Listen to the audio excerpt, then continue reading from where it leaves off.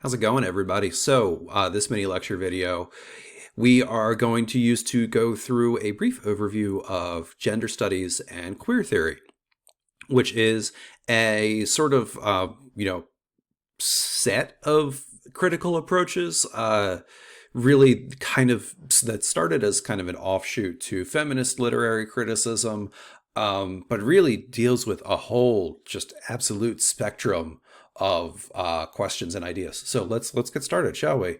Um, Gender studies and queer theory really brings together, like I said, kind of a host of critical approaches. These are all generally centered around issues of sexuality, power, and marginalized populations. So we can see how, it's a lot of these, fields and approaches started with feminist criticism and kind of developed on their own.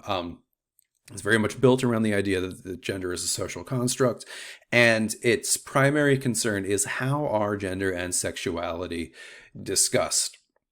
How do we speak about these things? And it is absolutely resistant to the binary. One of the main reasons why this idea of gender studies and queer theory really kind of exploded is actually as kind of a reaction against a lot of the sort of masculine feminine binary, the male female binary that a lot of feminist criticism kind of posits.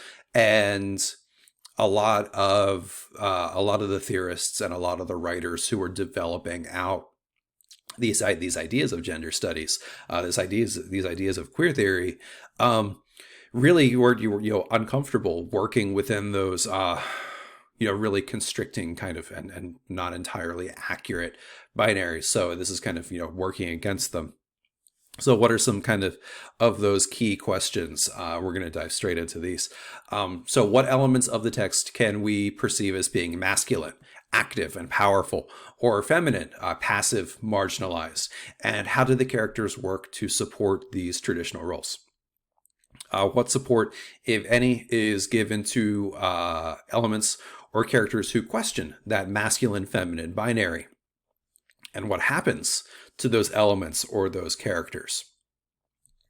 So again, this I think is where those that sort of in the middle resisting binaries kind of thing comes into play. What elements of the text exist in the middle between that perceived masculine feminine binary? And how does the author present the text? Is there a traditional narrative, where we move from sort of start to finish? Is it secure and forceful, or is it more hesitant and collaborative? I think even sort of the traditional plot structure, that traditional narrative form, is something very dominated in a lot of ways by male discourse. And how does the text play into that, or does the text resist that? How does the author present the text? Oh, sorry, I already asked that question. What are the politics? So what are the ideological agendas of specific gay, lesbian, or queer works? What are they trying to achieve? And how are these politics revealed in the work's thematic content or the portrayal of its character? So what is the text trying to achieve, and how do we know that this is what the text is trying to achieve? Because it's not enough for us to say that it's dominated by an ideology. It's like, okay, well, we have to identify the ideology, and then we have to support that identification with actual evidence. So what are the poetics? So what are some of the literary devices or strategies that specific gay, lesbian, or queer works employ? And what does the work contribute to our knowledge of gay, queer, lesbian experiences in and history, including literary history?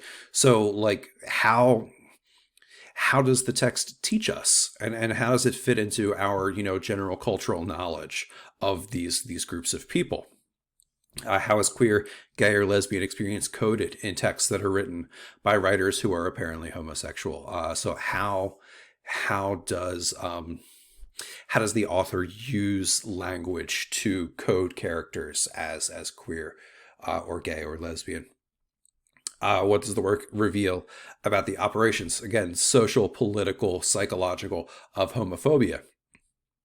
And then finally, how does the literary text illustrate the problems of sexuality and sexual identity? And this is, I think, again, really reinforcing and going back to that idea of resisting binaries, of resisting essentialist or reductive classifications. How does the text illustrate the ways in which that human sexuality does not fall neatly into separate categories defined by the words homosexual or heterosexual? These questions, these categories are not silos that we can get put into. There's all sorts of crossover and all sorts of gray area in there. How does the text deal with that? So I hope you find this interesting, and I hope that you maybe consider making use of this approach in an assignment. Thank you all very much, and I will see you in the next video.